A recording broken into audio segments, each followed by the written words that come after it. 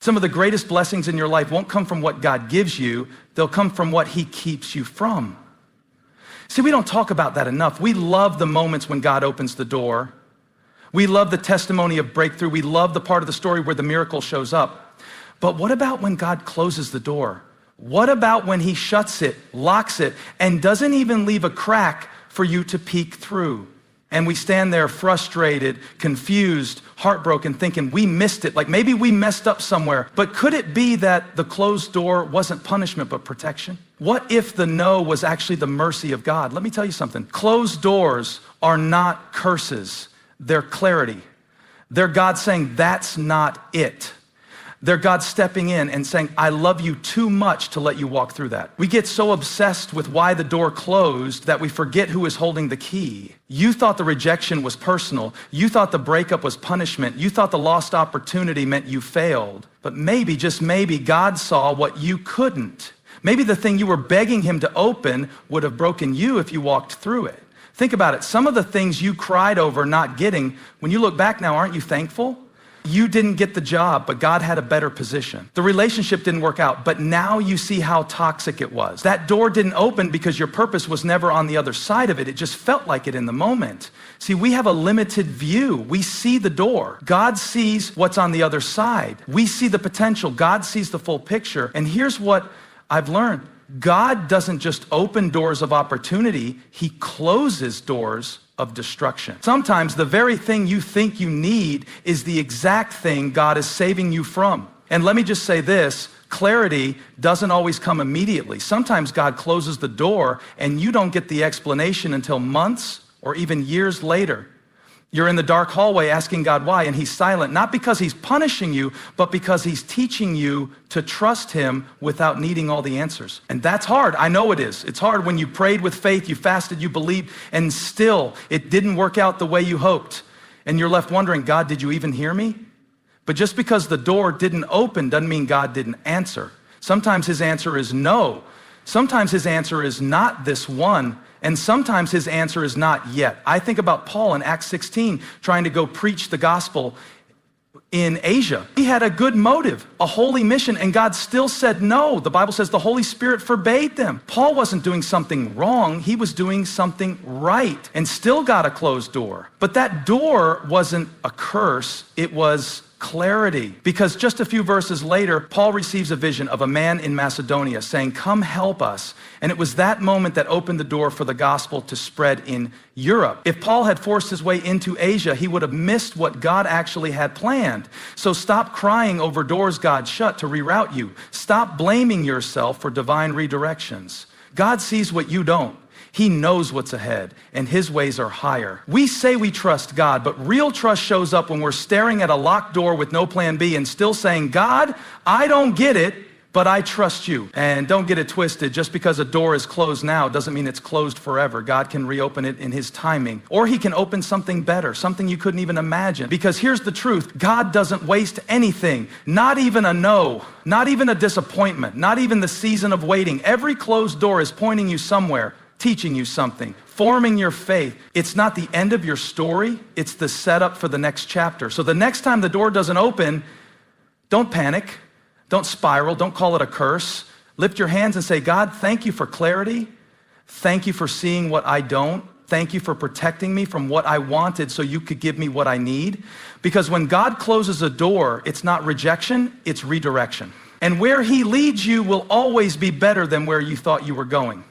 So don't lose hope. Don't let the door define your worth. And whatever you do, don't stop knocking in faith. God knows which door is right. And when the time is right, he will open it. No man, no situation, no devil in hell can stop what God has for you. Closed doors aren't curses, they're clarity. And clarity is a gift. Sometimes we love to pray for open doors. We ask God for the job, the promotion, the opportunity, the breakthrough, and there's nothing wrong with that. God is the one who opens doors no man can shut. But here's what we don't always realize. Sometimes the door is ready, but we're not. Sometimes God isn't holding the door back from you. He's holding you back from the door because he knows what's on the other side would crush the version of you that you are right now. See, the right door requires the right you. you. God's not just preparing the blessing for you, he's preparing you for the blessing. And that's not always easy. That takes time, that takes pressure, that takes process. It means God has to stretch you, challenge you, prune you, refine you before he releases you into that next season. We ask God to open doors, but we don't always ask him to make us ready. We want the platform, but are we prepared to handle the weight that comes with it? We want the relationship, but are we whole enough to bring peace to it? We want influence, but are we rooted enough to not let it go to our head? Because if God gave it to you too soon, you might sabotage it, you might misuse it, or you might start believing that you opened the door yourself. And God loves you too much to let your gift take you to a place your character can't sustain. Think about David. He was anointed king when he was just a teenager, but he didn't walk through that door right away. There was a process. There were battles to fight, giants to face, caves to hide in. God had to shape him into the kind of man who could wear a crown and not let it corrupt him. The same is true for you. God knows what he's placed inside you, but he also knows what still needs to be burned off of you. He knows the insecurities that would ruin the opportunity. He sees the pride that would poison the platform. He knows the fear that would paralyze you when pressure hits. So he waits. Not because he's punishing you, but because he's preparing you. See, we think delay means denial, but sometimes delay means development. The door is coming, but first you've got to grow into it. You've got to become the kind of person who can walk through it with confidence, humility, and integrity. Some of us want the destination, but we resist the process. We want to go from the pasture to the palace overnight. But that's not how God works. He doesn't just anoint you, he builds you. He doesn't just promise you, he prepares you. And preparation doesn't always feel spiritual. Sometimes it looks like being faithful in places no one sees. Sometimes it looks like staying humble when others get there first. Sometimes it means waking up early, showing up consistently, doing the hard things, letting God confront the stuff in you that's been hiding under the surface. Because here's the thing, when God opens the right door, it won't be time to get ready, it'll be time to walk through it. And if you wait to prepare until the door opens, you'll miss it, you'll fumble it, or you'll walk into it full of fear and doubt because you didn't let God form the foundation he needed to build on. That's why this season matters. Even if the door hasn't opened yet, especially if it hasn't. This is the time where God is shaping you, teaching you, stripping away the parts of you that won't survive the next level. It's not a punishment, it's a process. It's not wasted time, it's preparation. The things you're going through right now, the lessons you're learning, the things you're healing from, the disciplines you're building, they're all making you into the person who will be ready when the door swings open. And let me tell you something, when it does open, when that moment comes, you're not going to have to force it. You won't have to beg your way in. You won't have to pretend to be someone you're not because you will fit the right door perfectly. You'll walk through it knowing this wasn't luck. This was God. This was refined, and you'll be able to stand in that room, in that role, in that relationship knowing you were made for it because God shaped you for it. So don't despise the preparation. Don't rush the process. Let God do what only he can do. Let him build the version of you that can handle what you've been praying for. Because the door is not just about access, it's about alignment. It's not just about getting what you want, it's about becoming who God called you to be. And when the right you meets the right door, you won't have to knock it down. It will open with ease because you'll know this is it, this is mine, this is what I was made for. Worry is exhausting, isn't it? It drains your mind, ties your stomach in knots, keeps you up at night staring at the ceiling, replaying every possible outcome. It tricks you into believing you're doing something productive. Like if you stress about it hard enough, maybe the situation will magically change. But let's be real, when has worry ever opened a door for you? Worry never built a bridge. Worry never fixed a broken relationship. Worry never moved the heart of God. Worry never opened that job, that opportunity, that next season you're waiting on. And yet we treat worry like it's a strategy, like it's a key. Like if we worry just right, maybe things will finally break our way. But Jesus made it clear in Matthew 6:27, can any one of you by worrying add a single hour to your life? Nope, not one. You can worry all day and the door will still be shut. But your faith, that's a different story. Your faith has power. Your faith moves heaven. Your faith shifts your focus. Your faith, not your fear, is what positions you for the door God is about to open. So why do we keep defaulting to worry? Because it feels like control. Worry tricks us into thinking we're managing something. It gives us the illusion that if we think about it long enough, maybe we'll find a way in. But faith feels risky. Faith feels like surrender. And that's exactly the point. See, worry puts the pressure on you, but faith puts the weight on God. Worry says, what if it never happens? Faith says, even if it doesn't happen the way I expected, I trust God's still in it. Worry is rooted in fear. Faith is rooted in truth. And the truth is this: if God has promised you something, no amount of worry can speed it up or secure it, but your faith can posture you to receive it. Faith doesn't manipulate God, but it pleases him. Hebrews 11:6 says, without faith, it is impossible to please God. That's not because God's demanding you to be perfect. It's because faith is the evidence that you trust his heart even when you don't see his hand. And that kind of faith opens doors, not because it's magic, not because you earned it, but because faith keeps you available. Worry locks you in fear. It paralyzes your purpose. But faith makes you ready. It says, God, I don't see the door, but I'm standing here believing it's going to open. And can I tell you something? Sometimes faith means praising God in front of a closed door. Sometimes it looks like walking around Jericho even when the walls are still standing. Sometimes it's building the ark while the skies are still clear. That's the kind of faith that opens doors, not because you have it all figured out, but because you trust the one who does. And this might hit home for somebody. You've been pacing in front of a closed door, letting worry write your story. You've been stuck in what if? What if it doesn't happen? What if I miss my moment? What if I'm not enough? But what if God is doing more than you can see right now? What if he's already working behind that door, setting things up in ways your worry could never orchestrate? You see, worry leads to striving, but faith leads to surrender. Worry makes you frantic. Faith makes you focused. Worry tries to control everything. Faith says, God, I release it to you. And the truth is, when you're living in worry, you're constantly reacting. You're checking every update, every phone call, every situation, trying to get a sense of control.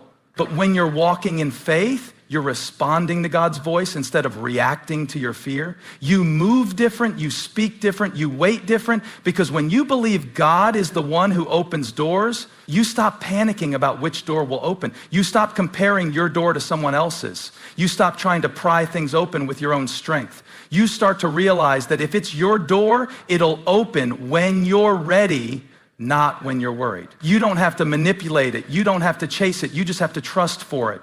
And don't confuse waiting in faith with doing nothing. Faith doesn't mean you sit on your hands. Faith means you prepare.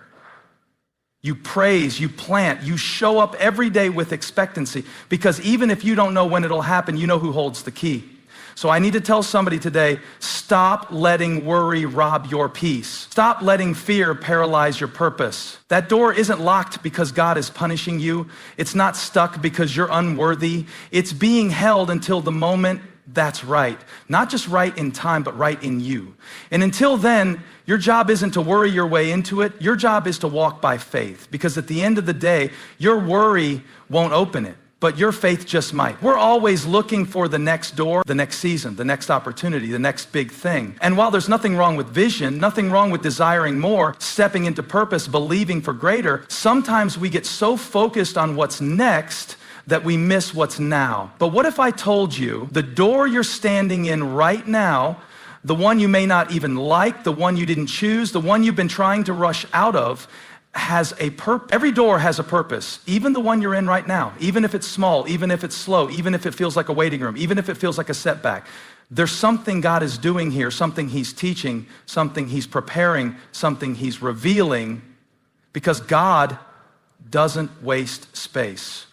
And he doesn't waste seasons. The door you're in right now might not be the final destination, but it is a necessary stop. See, we want the highlight reel. We want the moment the big door swings open. But God is often doing his deepest work behind the scenes, in the in-between, in the quiet, unseen, ordinary moments. The places you don't post about, the places nobody is applauding, the seasons where it feels like nothing is moving, but God is moving in you.